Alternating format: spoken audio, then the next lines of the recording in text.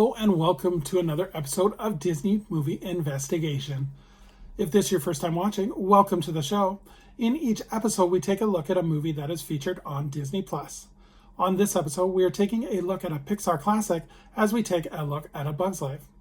And stay tuned as we take a look at our bonus story, which is A Bug's Land, formerly featured in Disney's California Adventure.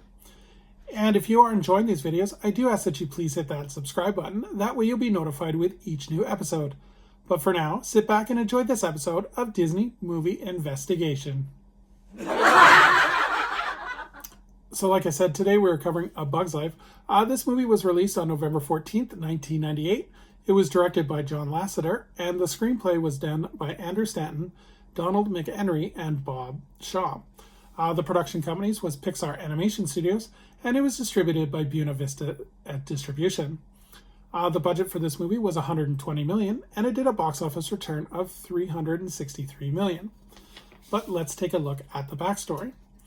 So during the summer of 1994, Pixar was looking to develop their second film. Pixar decided they would do their adaptation of the classic fable, The Grasshopper and the Ant. In June of 1995, they would pitch their idea to Disney CEO Michael Eisner, who approved the idea under the working title Bugs. Andrew Stanton and Joe Raft would develop the storyline, which originally had the circus bugs going to trick the ants, but Stanton did not like this idea as they thought that it would make the bugs unlikable towards the end of the movie. Also, the main character was different than in the original pitch. The original character was called Red, who was a red ant, but that would be later changed to Flick. Randy Newman would compose the score for this and would release a soundtrack on October 27, 1998. But the big story behind A Bug's Life is the feud with Dreamworks Animation Studios. So a feud developed between Jeffrey Katzenberg, who was the head of the Dreamworks Animation, and Pixar's Steve Jobs and John Lasseter. Jeffrey Katzenberg used to work at Disney, but he had left prior to being upset with Disney CEO Michael Eisner over not being promoted. He would go on to form Dreamworks with Steven Spielberg and David Geffen. Dreamworks would acquire Pacific Data Images, who was a rival to Pixar. Pixar was livid after they found out that DreamWorks' second animated film would be an ant film, and it would be released within the same time frame of their movie now called A Bug's Life.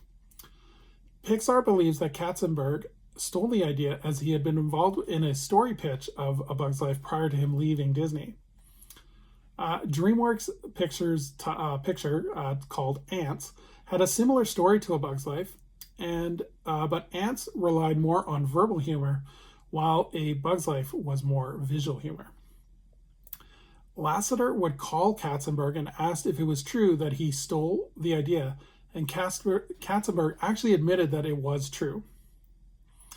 Ant's release date would be moved to the spring of 1999. Originally was going to be released in the spring of 1999 to October of 1998 in order to compete with A Bug's Life. Both Katzenberg and Lasseter would exchange insults in the media, bad-mouthing the other's film. Lasseter called Antz a Shylock version of A Bug's Life, while DreamWorks head of marketing Terry Press told the media that Steve Jobs needed to chill and take a pill. So this was a huge story about how DreamWorks kind of was attempting to one-up Pixar. And yeah, it was a really big deal, and it created a lot of hurt feelings between the two studios. So in terms of the vocal cast, we have Dave Foley, who does the voice of Flick, Kevin Spacey, who does the voice of Hopper, Julia Louise-Dreyfus, who does the voice of Princess Ada, Hayden Panettiere, who does the voice of Dot, Phyllis Diller, who does the voice of the Queen, Richard Kind, who's the voice of Molt, David Hyde Pierce, who's the voice of Slim, Dennis Leary does the voice of Francis, and Bonnie Hunt as the voice of Rosie. In terms of the plot, in every season, greedy grasshoppers demand a share of food from a colony of ants. But one day, their annual offering is inadvertently destroyed, and the grasshoppers would demand twice as much food as compensation for the mistake. So the ants send a misfit ant named Flick to seek warrior bugs to battle the grasshoppers, only to discover that the group of bugs that he recovered are actually circus bugs, but the bugs are the ants' only hope to battle the incoming grasshoppers. So in terms of the marketing and legacy of the film, a few days before the movie was released, the movie actually had a screening at Camp David, and the crew even visited the White House as well in order to promote the film. Within a few weeks, a new end credit scene was included, and these included new outtakes that showed the actors making purposeful mistakes. Attached to the film as well was a Pixar short film called Jerry's Game, and this one would actually win an Academy Award for Best Short Subject. A video game version of the film was released by Traveler's Tales and Tyac Design Studios, and it would be released by Sony Entertainment. Disney Interactive and THQ and Activision also were included, and this was released for several systems as well. Flick and Hopper also appear in the mobile game Disney Heroes Battle Mode, and several characters also appear in the Disney's Magic Kingdom mobile game. Several theme park attractions were released into the Disney theme parks. It's Tough to Be a Bug was a 3D film that was released in Disney's Animal Kingdom as well as Disney's California Adventure. Flick will often still to this day appear in Disney's Animal Kingdom for photo ops as well. And then Heimlich has been included in Disney's World of Color nighttime show at Disney's California Adventure. So would I recommend this movie? I think this is a movie that is a forgotten favorite of Pixar. I really like the movie because you have a lot of standout character comedians who does vocal cast, and as well as it's a simple story fleshed out by visual as well as verbal humor as well. I definitely like the character arc of Flick. You're able to see him go from that lovable loser to the hero at the end of the film. I also like the circus bugs and the vocal cast. Again, there's a lot of funny moments in there that I think goes under the radar of kids, so it's something enjoyable for the adults as well. Definitely recommend this one, as I think it's often forgotten for other Pixar franchises such as Toy Story or The Incredibles. So definitely, if you haven't seen this in a while, definitely recommend it. You check it out. So as we look towards our bonus story, we're going to take a look at A Bug's Land. This was an area inside California Adventure that was themed based on A Bug's Life. The land was made up of Flick's Fun Fair and opened on October 7, 2002, with attractions mostly aimed for younger guests.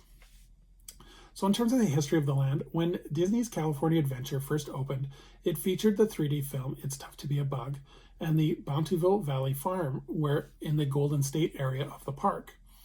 Attendance was low when the park first opened, and the common complaint was that there were no attractions for younger guests.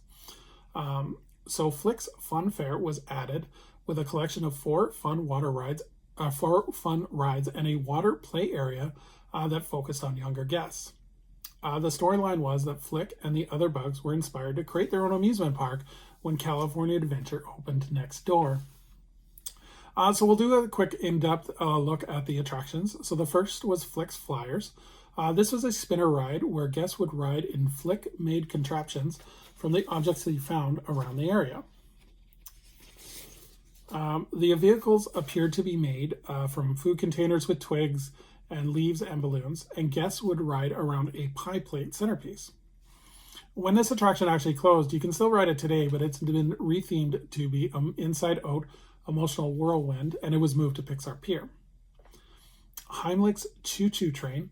So guests would board a train shaped like Heimlich, who would also narrate the guests along the ride. The theme that was Heimlich's tendency to overeat. Guests go through tunnels of food that Heimlich has started to eat but never finished. These foods included candy corn, animal crackers, carrots, and watermelons. And Disney, being the interactive ride, would include scents of watermelon and animal crackers also piped in. When the attraction was closed, the vehicle was moved to Pixar.